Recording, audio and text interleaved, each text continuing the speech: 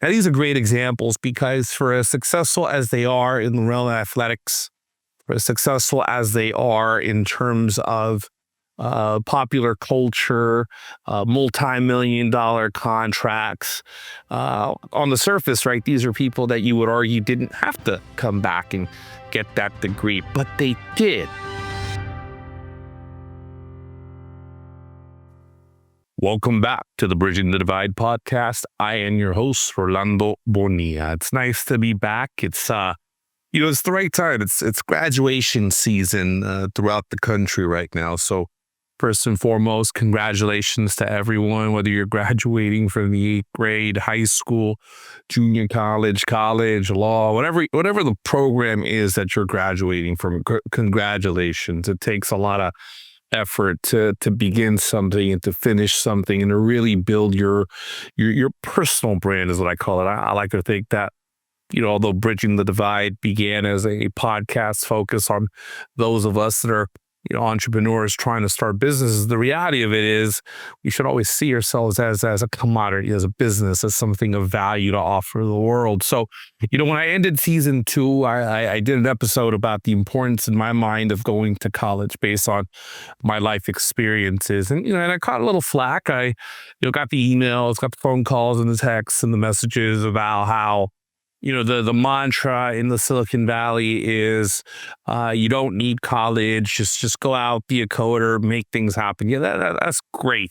I'm not saying that doesn't happen, but the reality of it is you have to think of that almost like getting drafted into the NBA or becoming an international soccer star. It's a 1% chance, right? If that, it's doable. You can make it happen. I think that's, if that's your thing, that's your thing. But to me, education has been a cornerstone to not just changing my life, but changing the lives of many who I've had the privilege of coming up the ranks with, who are now, CEOs, publicly elected officials, running nonprofits, running family businesses. College was a place where we could develop, evolve, build relationships, and really grow.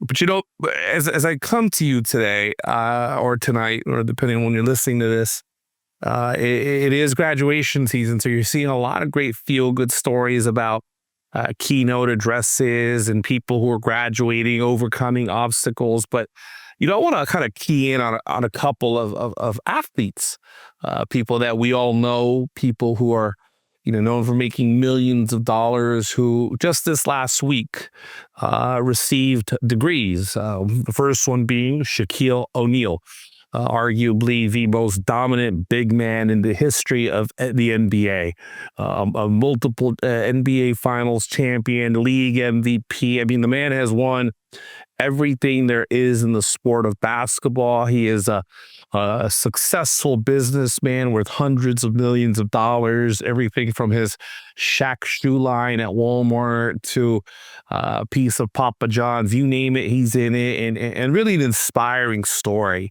And so it was even more inspiring to hear that over the weekend he received this 4th degree, a master's degree from his college alma mater, Louisiana State University, better known as LSU.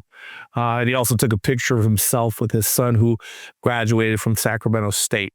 The other story that I thought was very inspiring was Fernando Mendoza, the 2026 number 1 draft pick of the Las Vegas Raiders.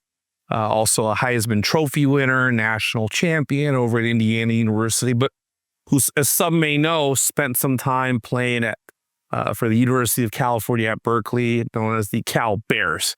Mr. Mendoza, the number 1 draft pick, received his degree in business from the Haas School of Business in 3 years. I mean, that's impressive. Full academic workload at one of the top universities in the world, actually, while also pursuing his college, his hopes of playing pro football. And then eventually he transferred. Over the weekend, he actually came back to Cal to walk the stage and get his diploma.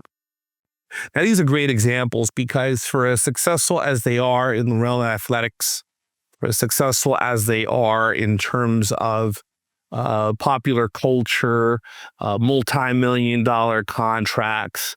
On the surface, right, these are people that you would argue didn't have to come back and get that degree, but they did, right? They did because there's an understanding that there is a tremendous amount of value in having that diploma, not just because you want to say you finished college, but because of the particular skill sets that you can learn along the way. Now, that's not to say that there aren't a series of diplomas out there that may not be worth the investment, but that's another story for another day. But as I said last time, at the end of season 2, we're the Bridging the Divide podcast. We're the guys and gals from the other side of the tracks who started at -20, no contacts, no relationships, no access to capital, and therefore our pathway out was one that required that we go through, for example, myself,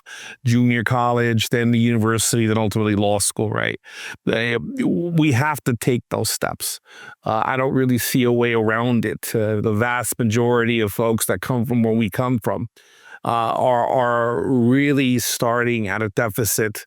And college in many ways is the great equalizer, right? You hear those conversations very often that there's a direct correlation between your earning power and the highest level of education that you've received. And that's not to not include trade schools, for example. Those are also very important to our economy. Very good earnings and a way to provide for a family and really give yourself a future. But it still goes to the same concept that you have to start somewhere, you have to finish somewhere, and you really have to go all in on the idea that for the vast majority of us, right, you are going to have to get that degree, get that certificate in order to give yourself the best opportunity to succeed. Now, again, as I said, some of you may be thinking, well, Rolando, we've been listening to your podcast and it's always been about businesses and the steps that you need to take. Well, you have to see yourself that way. You have to think of yourself as a business. You have to, whether it is an actual business that you're trying to start or whether it is an opportunity that you are applying for, you have to give yourself the most competitive set of skills to make people want to invest in you, whether it be your business or whether it be by giving you the opportunity to be employed somewhere. To me, it makes a huge difference that you're able to demonstrate a willingness to do the tough work, to do the mundane, to do the repetitive, to do the detailed things that, although on the surface may feel like a waste of time, over the long run actually give you the skills that you need to really give yourself the best opportunity to actually be a master of something. I don't know if you've all heard me say this before. I have a mentor who was very instrumental to my growth, who would always say, you want to be a master of something and not a jack of all traits. And at the time, I didn't really understand that concept, but over time I did. As I honed in my skills and honed in the things I was really good at, I quickly realized that the things that I was really, really good at, that I mastered, were actually the things that I was able to monetize. And to me, school gives you that. It gives you the ability to find something, find a niche, find a particular skill set you're looking to develop and really develop it over time so that you can monetize it either as the foundation for your business or monetize it as a competitive tool by which you can get employment. And let me tell you, that's of particular importance in this environment that we're living in today. With AI, for example, AI, in my mind, what I'm seeing is it's just a tool, number one, and it's a threat to those in my mind who aren't taking advantage of the fact that the school route.